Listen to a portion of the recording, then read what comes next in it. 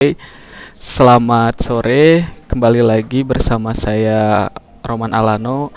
Hari ini kita akan membahas salah satu news high impact yang mana pada hari ini juga tanggal 3 Februari 2023 akan menjadi salah satu yang dipantau ya sama trader gitu news ini, yaitu tentang PMI Manufacturing Index atau Purchasing Manager Index Manufacturing. Nah, apa sih sebenarnya Purchasing Managers Index ini? Kita akan ngebahas lebih lanjut di slide berikutnya ya. Oke, Purchasing Manager Index Manufacturing ini adalah indikator ekonomi yang dibuat dengan melakukan survei terhadap sejumlah purchasing manager di berbagai sektor bisnis dalam bidang industri manufaktur gitu. Jadi indeksnya diukur melalui survei ke perusahaan-perusahaan industri manufaktur gitu. Jadi ada di beberapa negara misalkan ya, ada di contohnya ya seperti yang ada di slide kayak Vietnam, Philippines, Malaysia, Myanmar dan juga Indonesia. Nah ini diukur berdasarkan setiap periode tertentu misalkan, atau per kuarternya berapa, misalnya 3 bulan sekali atau sebulan sekali. Nah jadi ada masing-masing ukurannya yang dilakukannya. Biasanya ada salah satu badan survei yang memang khusus buat mensurvei tentang industri-industri yang manufaktur ini dan sektor bisnisnya kayak gimana sih setiap periodenya, ataukah maju ataukah mengalami penurunan dan lain sebagainya. Di indeks manufacturing PMI ini itu ada ukuran-ukuran yang memang digunakan ya untuk pengukurannya. Misalkan atasnya ya antara 50,0 sampai dari ke bawahnya ya sampai ke 1, misalnya 1,0 sampai dengan ke atas itu 50 sampai dengan 100. Kita bisa lihat ini datanya dari November 2019 sampai September 2022.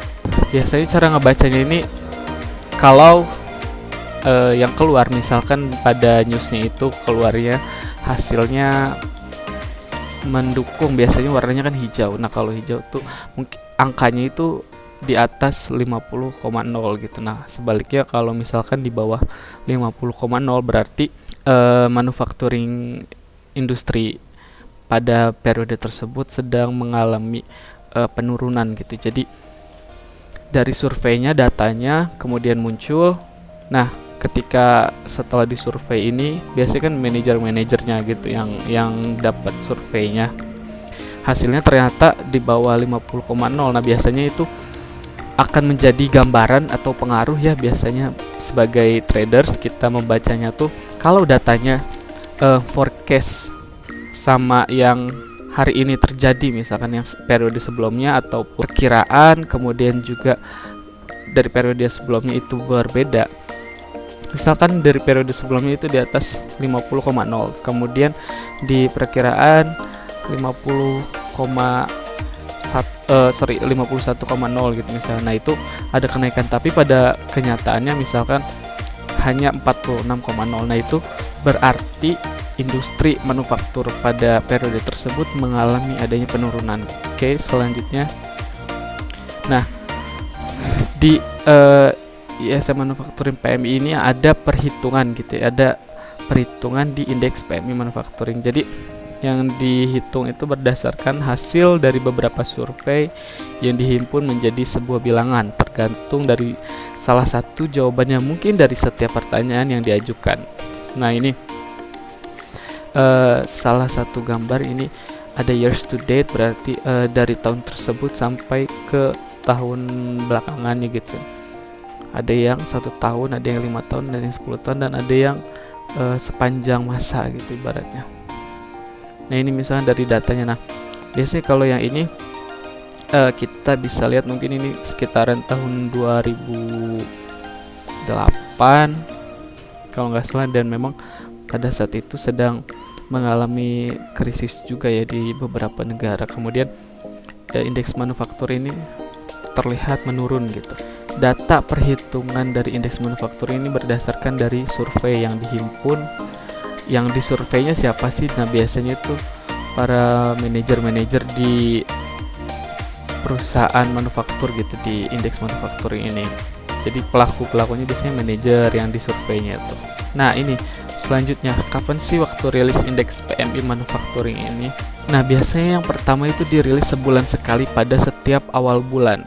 Kayak sekarang tanggal 3 Februari. Nah, ini kan masih awal-awal bulan ya. Nah, biasanya akan ada rilisan sebulan sekali. Nah, makanya hari ini khususnya di indeks PMI manufaktur Amerika, dia bakal rilis sekitar jam 20.30 waktu Indonesia bagian barat. Kemudian khusus untuk kawasan Eropa itu ada 2 kali rilis, yaitu yang pertama yang flash dan yang kedua yang final gitu. Nah, kemudian ada flash manufacturing. Nah, flash manufacturing ini apa sih?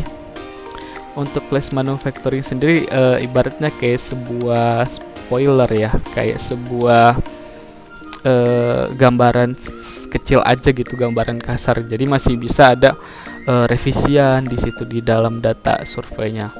Nah, yang terakhir ada final manufacturing. Nah, ya, kalau di final biasanya memang hasilnya sudah benar gitu, sudah fix biasanya. Jadi kalau di bagian kawasan Eropa ya, kayak misalkan Great Britain, terus kemudian di negara-negara bagian Eropa lainnya juga gitu ya. Nah, itu biasanya akan ada 2 kali rilisan, ada yang flash, ada yang final gitu. Jadi emang kadang kan suka ada yang bertanya apa sih bedanya gitu flash sama final. Nah, kalau yang flash ini biasanya datanya masih data kasar gitu, masih belum finalisasi lebarnya, masih bisa ada revisi, ada perubahan dan lain sebagainya. Sedangkan kalau yang final ini sendiri memang sudah fix sekali gitu, udah tidak ada lagi revisi dan lain sebagainya. Nah, selanjutnya apa sih flash manufacture sendiri yang tadi saya udah jelas. Nah, flash manufacturing PMI adalah perkiraan manufaktur di suatu negara berdasarkan sekitar 85 hingga 90% dari total respon survei dari PMI-nya sendiri gitu di setiap bulan. Kemudian setiap pembacaan flash manufacturing di PMI ini di atas 50 menunjukkan kondisi yang membaik. Sementara pembacaan di bawah 50 itu menunjukkan iklim ekonomi yang buruk gitu. Yang tadi saya udah jelaskan ya. Kalau misalkan di dalam data yang dirilis nanti malam misalkan pada newsnya itu di bawah 50,0, berarti ada masa yang memang tidak baik itu dalam perusahaan manufaktur di Amerika misalkan, dan itu akan membuat nantinya dolar Amerika itu melemah. Selanjutnya, kalau yang flash manufacturing PMI adalah perkiraan berwawasan ke depan dari sektor manufaktur di suatu negara ini dan dimaksud untuk memberikan indikasi kemajuan yang akurat dari data akhir gitu. Jadi yang tadi saya bilang kalau flash ini biasanya kayak spoilernya gitu. Kalau misalkan pada spoiler di flash manufacturing ini hasilnya sudah menunjukkan indikasi yang baik gitu ya, misalnya datanya tuh di atas 50,0, nah itu menjadi gambaran bahwa oh ya nih kayaknya nanti di final manufacturing PMI-nya bakal bagus datanya. Nah, itu biasa jadi ancang-ancang ya buat para traders. Nah, selanjutnya di dalam perilisan data PMI sendiri ini suka banyak pro dan kontra ya, dan ini juga menjadi hal yang biasa gitu. Nah, kalau yang jadi kekuatan PMI sendiri yaitu PMI ini adalah indikator tepat waktu gitu, dirilis pada hari pertama setiap bulan setelah bulan survei, dan flash PMI bahkan lebih tepat waktu lagi biasanya. Nah, ini flash PMI itu di negara Eropa biasanya. Kemudian kekuatan PMI lainnya itu ini adalah indikator utama yang akurat dari keadaan ekonomi Amerika Serikat. Seperti yang tadi saya bilang, kalau misalkan pada malam ini hasil rilisan data PMI manufacturing ini bagus di atas 50,0, nah ini menjadi indikator kayaknya dolar Amerika akan kembali menguat. Nah, ini yang mungkin bisa jadi ancang-ancang juga buat para traders biasanya yang nungguin kalau tradingnya di pada saat lagi news kayak gitu. Nah, ini bisa jadi hal yang ditunggu gitu. Ketika hasil data rilisan PMI ini udah rilis, biasanya sudah ada ancang-ancang nih kayaknya bakal sell gitu atau bakal buy. Kemudian PMI ini juga menjadi memadatkan kesehatan sektor manufaktur di Amerika menjadi satu angka, sedangkan report on business berisi banyak informasi tentang aktivitas bisnis utama gitu. Jadi data PMI ini menjadi gambaran ya, rujukan lah buat sektor manufaktur di setiap negara, khususnya di Amerika ini, apakah industrinya lagi sehat atau enggak gitu.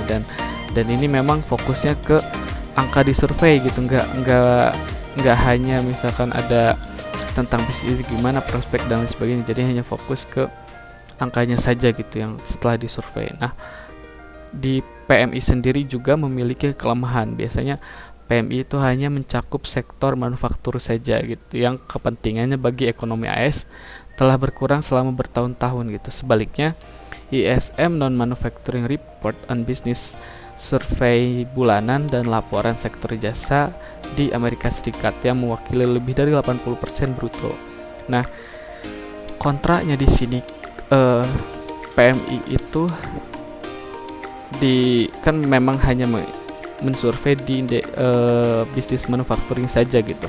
Sedangkan kenyataannya sekarang bisnis manufacturing di Amerika itu sudah mulai tidak semenggeliat zaman-zaman dulu ya, karena mungkin pada saat ini sudah digitalisasi gitu, tidak lagi tentang automation gitu dan lain sebagainya, tidak lagi hanya tentang industri manufaktur dan lain sebagainya, jadi udah lebih ke digitalisasi dan lain sebagainya. Nah, ini dianggap bukanlah sebagai gambaran gitu tentang kondisi ekonomi Amerika Serikat gitu, karena bukan hal yang menyeluruh gitu, cuman karena surveinya kan hanya ada di manufacturing saja gitu, nggak semuanya disurvei gitu. Di bisnis lainnya, kemudian di sektor jasa lainnya itu nggak ada gitu. Kemudian di laporan bisnis survei, data yang digunakan untuk menghitung PMI ini dikatakan subjektif dan mungkin oleh karena itu rentan terhadap kesalahan, karena ya yang disurveinya biasanya cuman manajer-manajernya aja gitu. Kemudian flash PMI sendiri ini tidak mencakup 100% hasil survei gitu, sehingga mungkin terbukti tidak akurat untuk bulan tertentu setelah rilis gitu. Jadi nggak 100% ini adalah hasil yang akurat gitu, karena bisa berubah gitu di bulan-bulan kedepannya. Mungkin pada saat bulan ketika disurvei industri di manufaktur ini sedang mengalami penurunan, sedangkan di bulan-bulan berikutnya itu bisa saja kembali lebih menggeliat lagi atau kembali lebih baik lagi gitu. Nah, itu mungkin yang bisa saya sampaikan mengenai news yang akan terjadi malam ini, yaitu PMI gitu. Oke, sekian video kali ini, sampai jumpa di next video berikutnya.